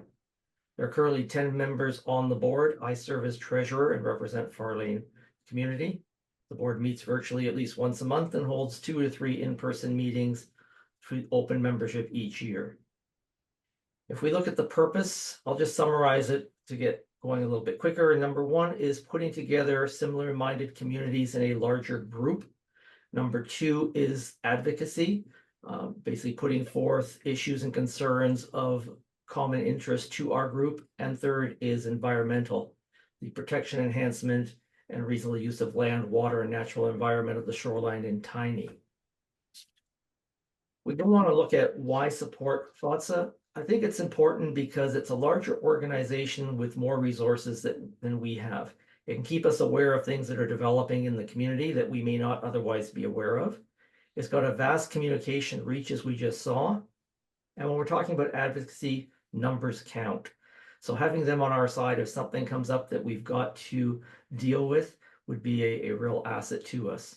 As I mentioned earlier, Farlane is unique in that it's different than Georgian Bay. For example, Georgian Bay is dealing with low water levels. Farlane's dealing with high water levels. If we look at other issues that they're dealing with, like we had EWM, they had farmagitis that they were dealing with most of the time. The new shoreline bylaw affects Georgian Bay, doesn't directly impact us, although it does indirectly impact us. So these differences are important, and if we aren't represented on this association, then our different issues will not be recognized and dealt with as effectively as they can. There's additional benefits. We've already got the CADE insurance because we are a member of FOCA, as well as FOCA is also a member of FOCA, and they've got the discount card that was spoken about during our membership session. If we go on and look at the initiatives that they've taken some interest in the past, the Great Lakes water levels, this is still an issue that they're looking at and dealing with, and the concern is the St. Clair River and the draining of the Great Lakes impacting the water levels. The Teton pits and the protection of the quality of the water and gravel extraction. We know gravel extraction is necessary, but we have to also be concerned about the impact on our water source. Presently, they have the challenge of the shoreline bylaw, which could restrict the rights of shoreline property owners very significantly. We had a stand for a better solution for the administrative center than the $50 million proposal they put forth, and supporting the community through fundraising initiatives like the FLCA Challenge, which I'm going to be speaking about very, very shortly. In the future, one of the big things will be the upcoming elections, It's going to be very important that we get information out there so we can elect the best council possible, a diversified council that's passionate about the same principles and interests that we have. And we're going to try to work through their organization and Tiny TRA to make sure that this information is available to our community to help them make a decision when it comes time to vote. We move on now to the interesting part, the Tiny Challenger Cup. This was something that existed years ago, and then FLCA decided to support the Mayor's Golf Tournament. We've decided not to do that going forward. I was a very big driver in trying to stop that because I thought it was a very inefficient use of funds and inappropriate. If we want to make donations to charities, our members can get charitable tax receipts to make it more cost effective or to donate more than FLCA can if it does it through its nonprofit organization. And I also think charitable donations are a personal thing that we should not be taking membership funds and redirecting it to charities that we believe are important. I think individuals should be able to make those choices. So they've introduced this friendly competition where we're going to ask people in the various associations to track and monitor the donations they make to charities within the Tiny community. So for FLCA, we're asking that if you're making a donation in 2025 to a charity in Tiny, that you report that to our website, inquiries@farlandlake.ca. We'll gather that information up to see how much we can generate and raise as a community towards these charitable initiatives. Example of local charities that are important and that you may recognize, things like Friends of Awenda or the Georgian Bay General Hospital. But of course, there's many, many more charities worthy of support in the Tiny community. We'll gather this information early October. We will then decide who the winners are in the various categories based on the numbers of contributions. And the winners will be announced later in the fall. The criteria that we're going to use to announce the winners is going to be based on size. We've got small community organizations, which are 50 or less, large communities, which are 50 or more, which would be us, because we're over 100 members in our community. And they will be looked at as the highest per household charitable donations to see who's the winner in those categories. And then there will be an overall winner for the association with the highest overall tally. So we think this is a fun way of raising money, hopefully a lot more than we ever contributed through the Mayor's Golf Tournament to support charitable organizations in our community. Hopefully Farland Lake can show others how special we are by winning one of these challenges.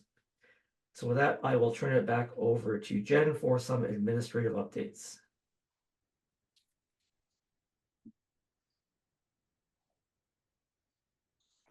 Thank you. All right, so now it's time to do the board election. So every year we do have to have an election if there's somebody whose 3-year term is up. And this year, the continuing directors are Scott Dales, myself, Emily Thorne, and Herb Huck. We're all in our mid-terms. And then the directors that are up for re-election are Jerry Pipe, Margaret Brome, and Ross Graham for a 1-year extension. And then we have a new director for election, Beverly McDonald, which is fantastic. And the buttons here. This is Beverly, and we're delighted that she's joining the board. And just give you all a moment just to see a little bit of information about her. And we're sure you're going to make some fantastic contributions, and we'll be happy to have you. So I'll just give everyone a moment for reading.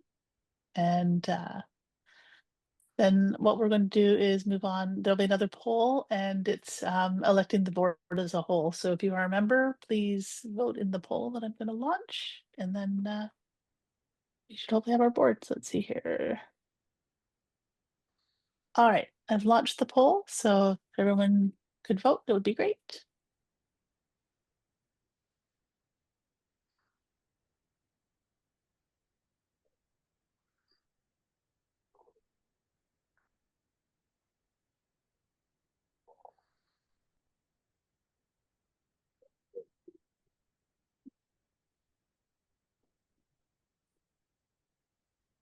All right, has voting stopped? All right. Oh, nope, not quite yet. All right. So I'm going to end the poll now. And I guess we've elected our new board. So thanks, everybody. And then I am going to turn it over to Scott for the final finals. Okay, thanks, Jen. Jerry, our newly elected and continuing vice president, would just like to have a word about being on a board member and how we need help. Okay, Scotty, thank you very much. Good evening, ladies and gentlemen. Thank you very much for participating and for your confidence in us to be renewed.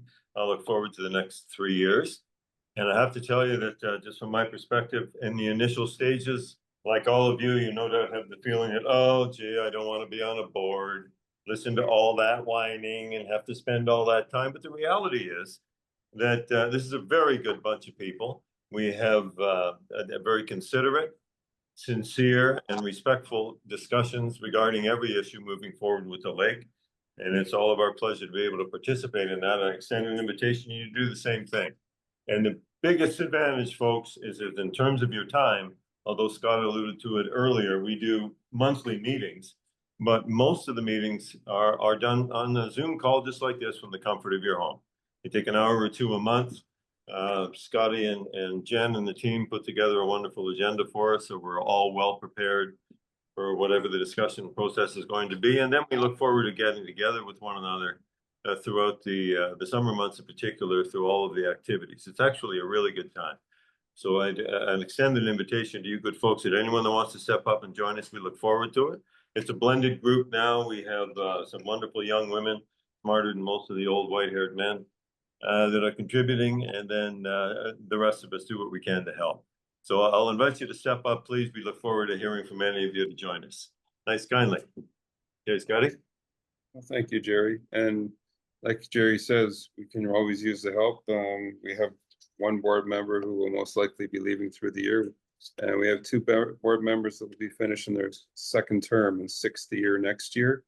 So there's turnover, and turnover isn't a bad thing. Turnover gets new ideas.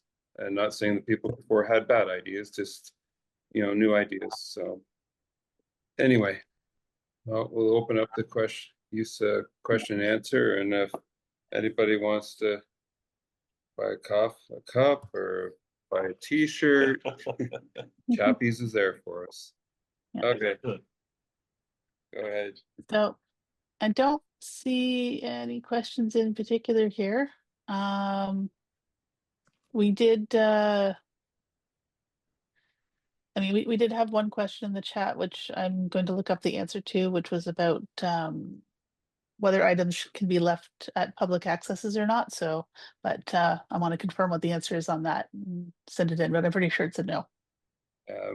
Tim has been very clear with us. Any township property you're not allowed to leave stuff on public access. So Tim Leach from the township has been pretty clear on that. One thing I did mention to say, or did want to say, is we do have a survey coming out. So there's also, if you missed Q&A here, there is an opportunity to ask and or suggest what you may want to see, or what we are doing, or what we may need to look at that we're not looking at or not doing. Okay, we're all volunteers. We do what we can, but we don't always see everything. So anyway, well, I guess if that's it. Yeah, I haven't had any more questions come through. Well, thanks everybody for attending once again. It's been great. The guest speakers we had were very knowledgeable, and look forward to seeing people around the lake. And we will hopefully have a another exciting summer season next year with lots of new ideas and new programs. Sorry, mouth's getting dry. Okay, well, thank you everybody. We appreciate it, and good night. Right on time, by the way. Good job. No, perfect. Great. Thank Okay. you. Bye now. Thank you, everybody, and I'll be ending the meeting shortly.